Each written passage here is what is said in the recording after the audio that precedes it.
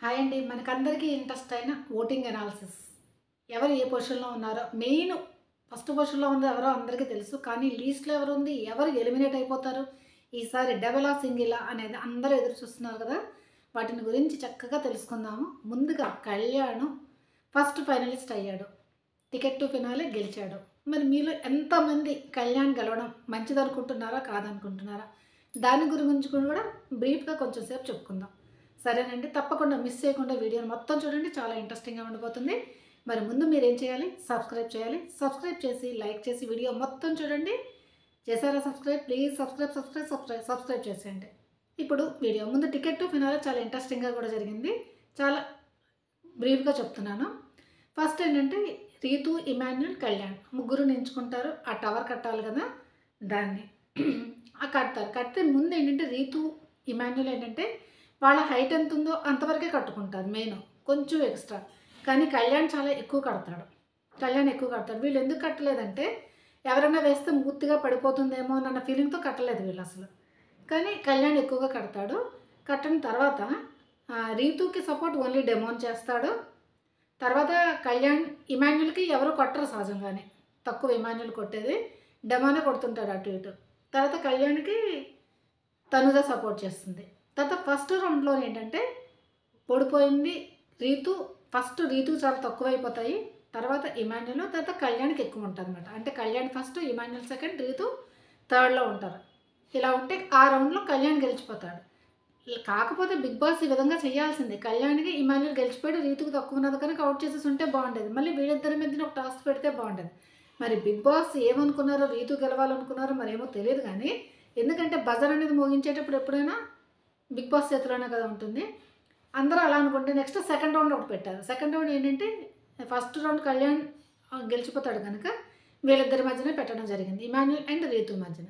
వీళ్ళిద్దరి మధ్య పెట్టినప్పుడు అప్పుడు బిగ్ బాస్ ఏం చేశారంటే ఎవరిని మీరు సపోర్ట్ చేస్తున్నారో ఇద్దరు ఉన్నారు. ఇద్దరు ఎవరెవరు సపోర్ట్ చేస్తున్నారో చెప్పండి అన్నారు. అప్పుడు రీతుకి ఏంటంటే తనూజ ప్లస్ ఎవరు తనూజ, డెమోన్ రీతుకు సపోర్ట్ చేస్తున్నారు. ఎందుకు తనూజ ముందు కళ్యాణ్‌కి సపోర్ట్ చేసింది. కళ్యాణ్ గెలిచిపోయాడు కనుక నెక్స్ట్ రీతుకు సపోర్ట్ చేసింది.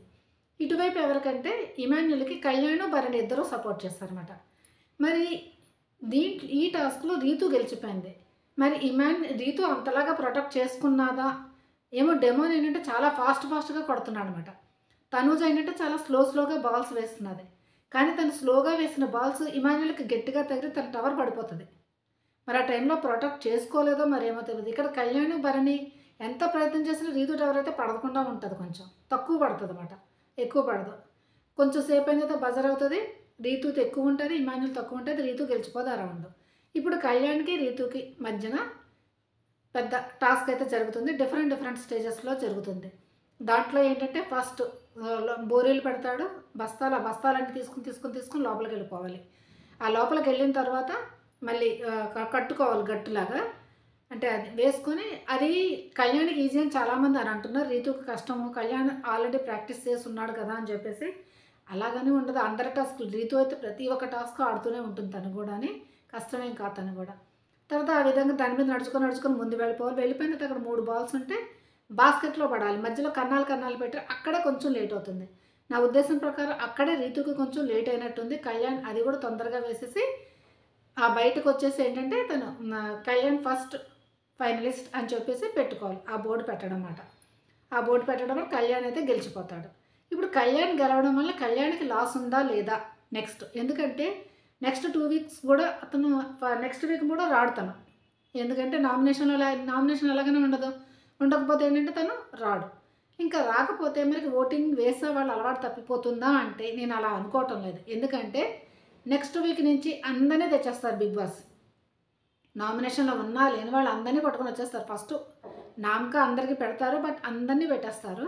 ఇంక్లూడింగ్ కళ్యాణ్‌తో పాటుగా అందరిని పెడతారని నేను అనుకుంటున్నాను. 99% ఇదే అవుతుంది. ఎందుకంటే సీజన్ 7లో, సీజన్ 8లో కూడా ఇలాగే అయింది. ఎందుకంటే 2 వీక్స్ ఓటింగ్ అనేది కౌంట్ అవుతుంది ఈ మధ్య. అందుకని చెప్పేసి ఎందుకంటే కళ్యాణ్ రాలేదంటే కళ్యాణ్ ఫ్యాన్స్ ఎవరికి వేస్తారు? ఒకవేళ వెళ్ళాల్సిన వాళ్ళు వెళ్ళకుండా వెళ్ళలేని వాళ్ళు వెళ్ళిపోవచ్చు కదా! ఒకళ్ళ మీద కోపం ఉందనుకోండి. ఆ కోపంతో ఏంటంటే ఇంకొకళ్ళ వాళ్ళకి వేసేయడం వలన అన్యాయం ఇంకొకళ్ళు జరుగుతుంది. అందుకనే అందరిని తెచ్చేస్తాడు బిగ్ బాస్. అప్పుడు అందరూ నామినేషన్‌లో ఉంటారు కనుక ఇప్పుడు కళ్యాణ్ టికెట్ టు ఫినాలే గెలిచినా కూడా తనకి లాస్ అనేది జరగదు అని చెప్పేసి నేను అనుకుంటున్నాను. నేను చెప్పిన విధంగా అయితే. అప్పుడు ఓట్స్ కళ్యాణ్‌కి పడుతూనే ఉంటాయన్నమాట. ఇది నేను చెప్పాలి అనుకుంది. చాలామంది ఏంటంటే టికెట్ టు ఫినాలే గెలిచిపోయాడు కనుక కళ్యాణ్ లాస్ అయిందా అని చెప్పేసి అందరిని నామినేషన్‌లోకి తెచ్చేస్తే కళ్యాణ్‌కి ఎటువంటి లాసు అవ్వదో అదే విధంగా జరుగుతుంది కూడాని. ఇది. నెక్స్ట్ ఇప్పుడు మెయిన్ టాపిక్ గురించి తెలుసుకుందాం. ఈ ఓటింగ్ అనాలిసిస్‌లోని ఫస్ట్ ఎవరున్నది మాకు తెలిసిందే తనూజ ఫస్ట్ పొజిషన్‌లో ఉన్నది. ఎంతంటే 36% ఓటింగ్‌తోనైతే ఉన్నది. నార్మల్‌గా ఫస్ట్‌లో ఎలా ఉండేదంటే తనూజ ఎప్పుడైనా వచ్చినప్పుడు తనకే 45-50% ఓటింగ్ పడిపోతుండేది. కానీ ఇప్పుడు 36% ఓటింగ్ అనేది తనూజకు ఉంది. తనూజ ఎలాగైనా సేవ్ అవుతుంది అందరికీ మనకు తెలిసిందే. నెక్స్ట్ సెకండ్ పొజిషన్‌లో ఉన్నది ఎవరు అంటే భరణి గారు ఉన్నారు. సెకండ్ పొజిషన్‌లో భరణి గారు. ఎందుకంటే భరణి గారు ఎలిమినేట్ అయిపోయి వచ్చిన తర్వాత చక్కగా పిఆర్‌ని సెట్ చేసుకొని ఆయన వచ్చారు. అందుకనే ఆయన ఓటింగ్ అయితే పడుతుంది. అందులో నిన్న ఎపిసోడ్ పడిన దాంట్లో ఆయనకు అన్యాయం జరిగిందా ట్రయాంగిల్ దాంట్లోని. తర్వాత రీతు ఒక రింగు దాచిపెట్టేసుకున్నది. దానివల్ల చాలా ట్రోల్స్ అయ్యింది. భరణి గారు కొంచెం హైప్ అయ్యి ఓట్ అనేది పెరిగింది. అందుకని భరణి గారు సెకండ్ పొజిషన్‌లో ఉన్నారు. ఇంకా థర్డ్ పొజిషన్‌లో ఉన్నది ఎవరు అంటే డెమోన్ ఉన్నాడు థర్డ్ పొజిషన్‌లో. డెమోన్ కూడా ఓట్లు అవి బాగానే పడుతున్నాయి. ఎందుకంటే అంటే మరీ ఎక్కువేం లేదండి. ఇప్పుడు భరణి గారికి ఎంత ఓటింగ్ అనుకుంటున్నారు మీరు? ఆవిడ తనుజ 36% అయితే భరణి గారికి ఉన్నది ఓన్లీ 18% ఓటింగ్. తర్వాత డెమోన్కి ఉన్నది 15% ఓటింగ్ ఉంది. డెమోన్కి 15% ఓటింగ్ అయితే డెమోన్కి అయితే ఉన్నది. ఎందుకంటే డెమోన్ ఫస్ట్లోనే అవుట్ అయిపోవడం అయ్యింది. తర్వాత తనకి కొంచెం హెల్త్ ఇష్యూస్ ఉండడం, తర్వాత తను అంటే కొంచెం నెగిటివ్ అయినా సరేను తను కొంచెం సింపతి కూడా దొరికింది డెమోన్కి. దీనివల్ల డెమోన్ ఓటింగ్ అయితే కొంచెం పెరిగింది. 15% అయితే ఉంది. డెమోన్ తర్వాత ఎవరు ఉన్నారంటే సంజన గారు ఉన్నారు. సంజన గారికి డెమోన్కి ఇద్దరికి ఈక్వల్ ఓటింగే ఉన్నదండి. సంజనాకు కూడా 15% ఓటింగ్ అయితే పడుతుంది.